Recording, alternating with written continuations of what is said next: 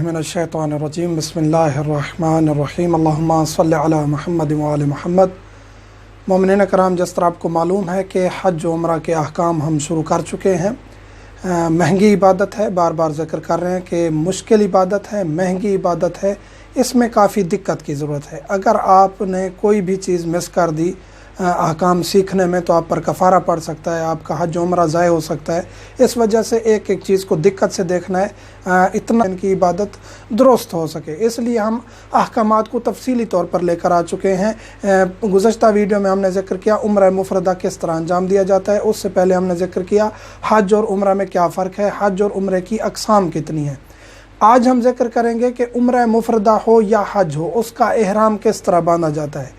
उम्रा मुफ़रदा के साथ जो है वाजिबात थे, उसमें पहला ये था कि एहराम बांधना है। इसी तरह हज में भी आपने एहराम बांधना है। उम्रा मुफ़रदा के लिए आपने पहले जब आप बाहर से आते हैं तो आप बाहर वाले मीकात से एहराम बांधते हैं। उसके बाद आप मक्का में हैं तो फिर आप आ चुके हैं, मक्का में एक उम्रा कर चुके हैं। उसके बाद आप दाखिली मीकात से मस्जिद तनईम है, मस्जिद हुदैबिया है, मस्जिद जोराना है, इन जगहों से, इन तीनों मीकातों से जिनको अदना हल भी कहा जाता है, यहाँ से आप एहराम बांधेंगे।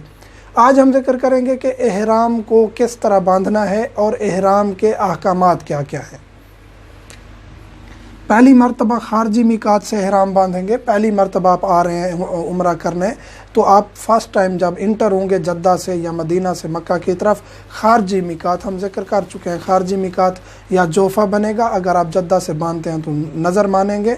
उसके बाद अगर आप मदीना आए हैं तो मदीना आप मस्जिद शजरा से आप मस्जिद के अंदर से आपने एहराम बांधना है और उसके साथ साथ फ़ौरन तलबिया भी पढ़ना है, आगे हम जिक्र करेंगे। तो मस्जिद शजरा वो मीकात है जो मस्जिद के अंदर से आपने एहराम बांधना है, बाहर से आपका एहराम दुरुस्त नहीं है। मक्का से जब आप उम्रा करेंगे तो दाखिली मीकात से बांधेंगे, लेकिन आप मक्का आ चुके हैं, एहराम पहले बांधा, उम्रा किया, अब आप दोबारा उम्रा करना चाहते हैं, महीने में अपना एक उम्रा कर सकते हैं। ज़िलहज में आप अपना एक उम्रा कर चुके हैं, ज़िलहज में अपना आप दूसरा उम्रा नहीं कर सकते, तो किसी और का नियाबतन, किसी के लिए कुर्बतन अल्लाह की नीयत से आप कर सकते हैं। इसी तरह रबीउल अव्वल में, रजब में, शौबान में आप उम्रा कर चुके हैं अपना, चाहे आप 25 शौबान को, 25 रजब को अपना उम्रा कर चुके हैं, आगे एक हफ्ते के बाद शौबान आ रही है, आप दूसरा उम्रा शौबान में कर सकते हैं। ये नहीं है कि 30 दिन गुजारना ज़रूरी है, ऐसा नहीं है, 30 दिन गुजारना ज़रूरी नहीं है।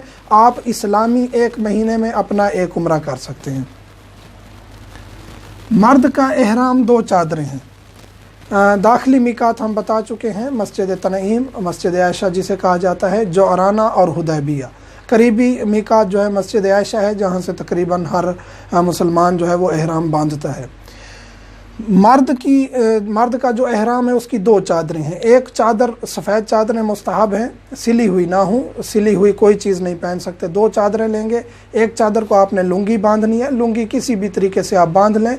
अमूमी तौर पे हमारा माशरा पाकिस्तान, इंडिया में, बर सगीर में लुंगी बांधना आम है। लुंगी बांधना कोई मुश्किल काम नहीं है। चादर को पकड़ें और दोनों को इस तरह, एक पलड़ा इधर कर लें, एक इधर कर लें, उसको फिर यहाँ गांठ दे दें, कोई मुश्किल नहीं है। ये आप लुंगी बांध लेंगे। इसका जो है ना यहाँ से नाफ से लेकर घुटनों तक आपको ये छुपा देती है, तो काफ़ी है लुंगी। इसके बाद आपने दूसरी चादर लेनी है, दोनों कंधों पे डाल लेनी है और उसका एक पलड़ा, ये जो दाएं तरफ वाला पलड़ा है, इस तरह बाएं कांधे पे डाल देना है और दोनों कांधे आपके छुप जाएंगे। तो ये एहराम की चादरें हैं, इसमें कोई लंबा प्रोसेस नहीं है।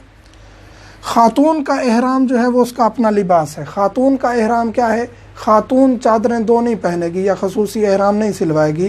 ख़ातून सिला हुआ अपना एक लिबास पहन सकती है। बेहतर यह है कि उसका लाइट कलर हो और उसमें उसने अब एहराम की नियत करनी है तो उसका एहराम वही उसका लिबास शुमार होगा जो उसने पहना हुआ होगा।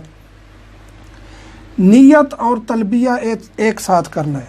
जो ही आप पहुँचे हैं मीकात पे, एहराम आप पहले से बांध सकते हैं। आप बेशक एयरपोर्ट से एहराम बांध के जाएं, जो ही मीकात पे पहुँचें वहाँ आप नियत और तलबिया कर लें, कोई हर्ज नहीं है। एहराम आप पहले से बांध चुके हैं, वो आपका एहराम शुमार नहीं होगा, वैसे आपने कपड़े पहने हुए। जो ही नियत और तलबिया करेंगे फिर आप एहराम में आ जाएंगे और आप पर वो चीज़ें वाजिब हो जाएंगी और जो जिनका एहराम की हालत में वाजिब होना है और जो तर्क करना वाजिब है। यानी नियत और तलबिया ज़रूरी है। چادریں آپ بے شک پہلے پہن لیں، وہ آپ کی نارمل چادریں ہیں، آپ ان کو اتار کے رکھ بھی سکتے ہیں میقات سے پہلے، اور اپنا لباس بھی پہن سکتے ہیں، کوئی حرج نہیں ہے۔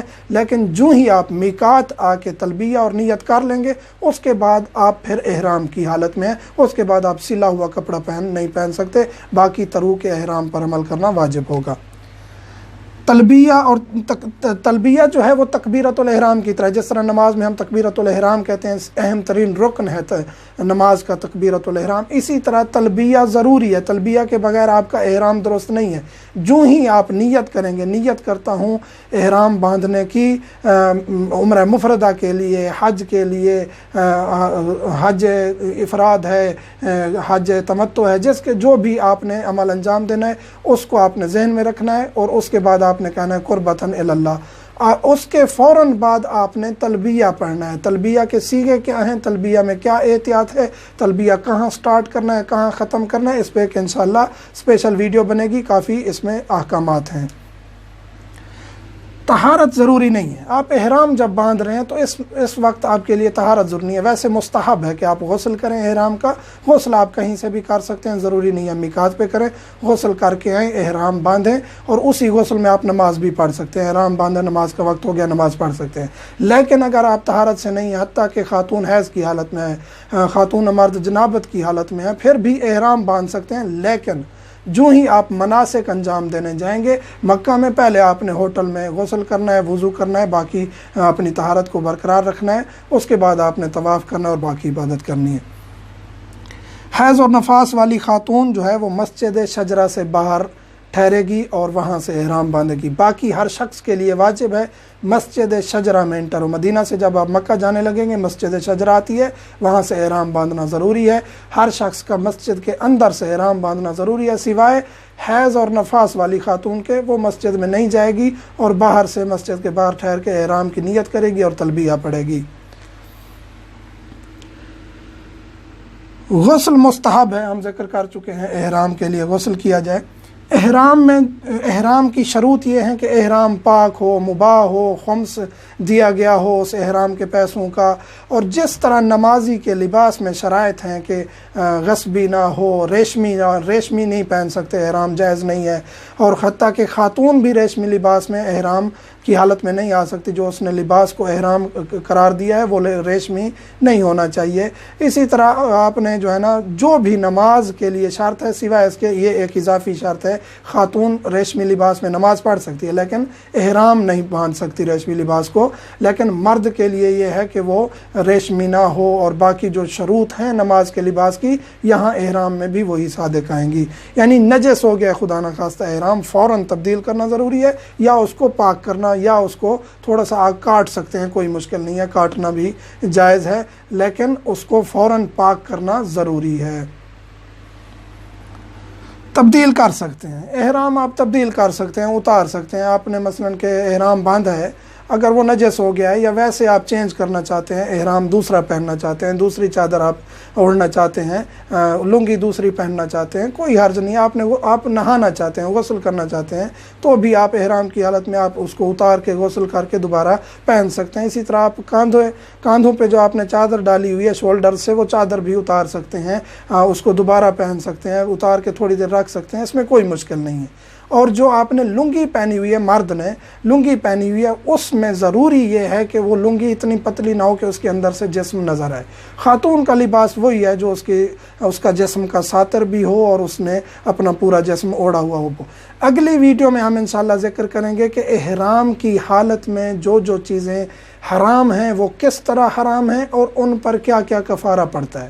تو یہ بہت ضروری ہے۔ حج و عمرہ میں سب سے ضروری چیز تقریباً یہی ہے کہ احرام کی حالت میں آپ پر کیا چیزیں حرام ہیں جن کی وجہ سے آپ پر کفارے پڑ جاتے ہیں اور آپ مشکل میں پڑ جاتے ہیں۔ اگلی ویڈیو میں انشاءاللہ وہ تفصیلی ذکر کریں گے۔ مومنین سے فقط ایک چیز کا طالب ہوں کہ ہمیں یاد رکھا کریں جب آپ کوئی عمل انجام دیتے ہیں اور استفادہ کیا ہوا ہوتا ہے ہماری ویڈیو سے، امیر کائنات کے جوار سے ہم یہ عمل اس لیے کر رہے ہیں کہ آپ ہمیں دعائیں دیں اور ہمارا وقت کا امام ہم پر راضی ہو۔ الحمدللہ رب العالمین۔